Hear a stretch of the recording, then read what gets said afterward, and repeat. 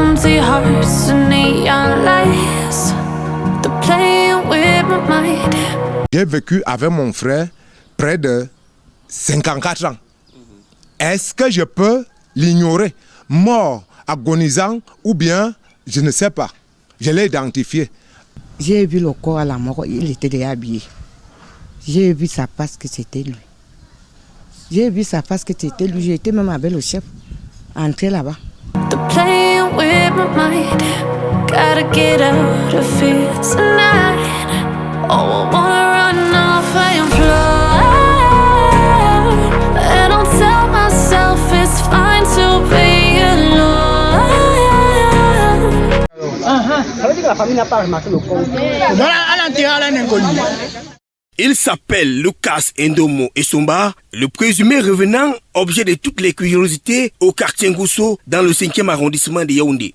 Son histoire affole la toile depuis son retour dans sa maison familiale le 22 juillet 2023. Il suscite à la fois curiosité et crainte. Certains n'osent pas s'approcher de lui, d'autres immortalisent son image à l'aide des téléphones portables. Tel une insolite, il se raconte que Lucas Ndomo Essomba est mort le 16 mai 2023, puis sa dépouille a séjourné à la morgue de l'hôpital général de Yaoundé. Ensuite, inhumé le 27 mai, mais réapparaît après 21 jours dans la tombe.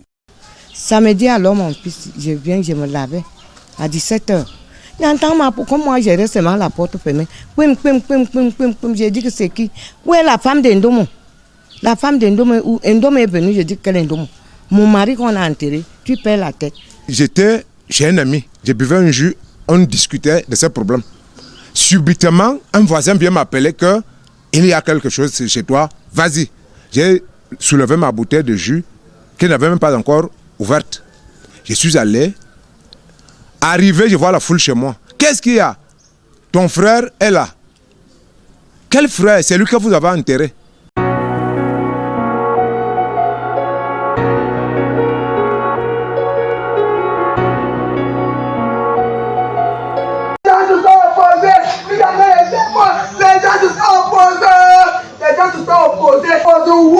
Comme un chien, tu as une maison, tu ne te mets pas dehors. Regarde là où tu es mort. Regarde où tu es mort. C'est le programme officiel des obsèques de Lucas Ndomo Essomba, mort d'après les éléments en notre possession au mois d'avril 2023.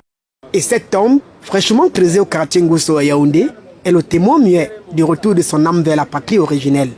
Le 16 avril matin, M. Okala m'appelle. Il me dit que son grand frère est décédé, M. Ndomo. Et il cherchait les moyens de le mettre à la morgue. Je lui ai dit que comme c'est arrivé, c'est arrivé. Arrêté lors des campagnes mobiles de santé mentale, où les malades sont conduits au village de l'amour à l'hôpital Jamo pour être traités, la famille du patient alerté va se rendre au dit village et trouvera leur présumé frère dans l'agonie. Son petit frère Okala va prendre sur lui de l'assister jusqu'à son dernier soupir. Nous avons pris le corps pour l'hôpital général.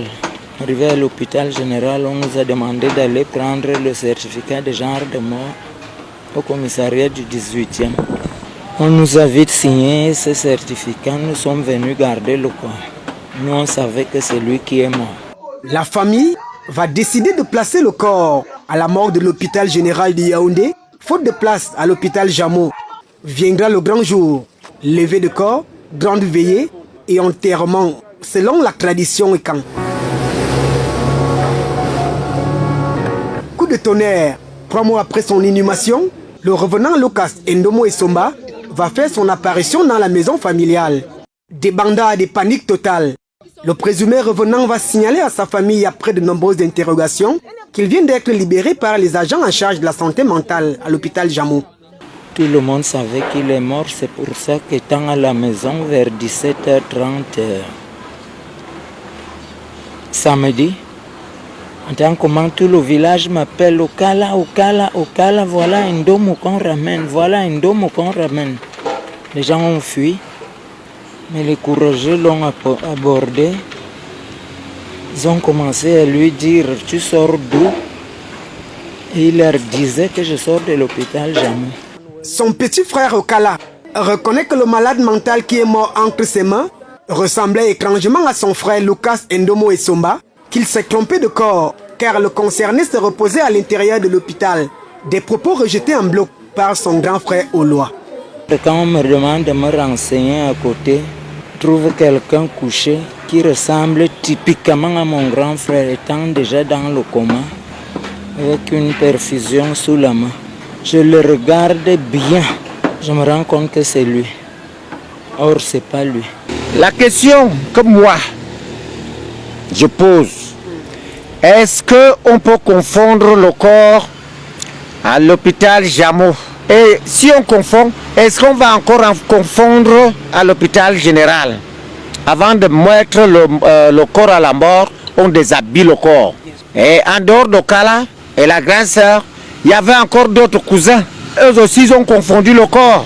En faisant la levée, est-ce qu'on peut encore, avant de mettre un corps dans un cercueil, est-ce qu'on n'appelle pas la famille? On appelle la famille. La question qui taraude les esprits maintenant, c'est de savoir comment toute une famille peut confondre, peut ne pas reconnaître le corps d'un des leurs. À l'heure où nous sommes, tout porte à croire qu'il s'agit d'une confusion. Rendu auprès de l'hôpital Jameau de Yaoundé, Dr Laure Mengene, en charge du projet de restauration des malades mentaux, était en audition du côté de la gendarmerie. Quelques informations glanées sur place font état d'une confusion de corps de la part de la famille. Comment toute une famille peut-elle confondre le corps d'un des leurs au vu des étapes qui précèdent l'enterrement, notamment la mise en bière et la levée de corps, qui a réellement été enterré en lieu et place de Lucas Ndomo Essomba? Affaire à suivre.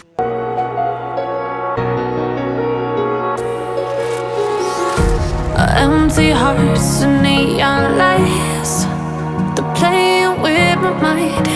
Gotta get out of here tonight. Oh, I wanna run off and fly. And I'll tell myself it's fine to be alone, just to find somewhere that finally feels like home. Oh, oh, oh. I hate all this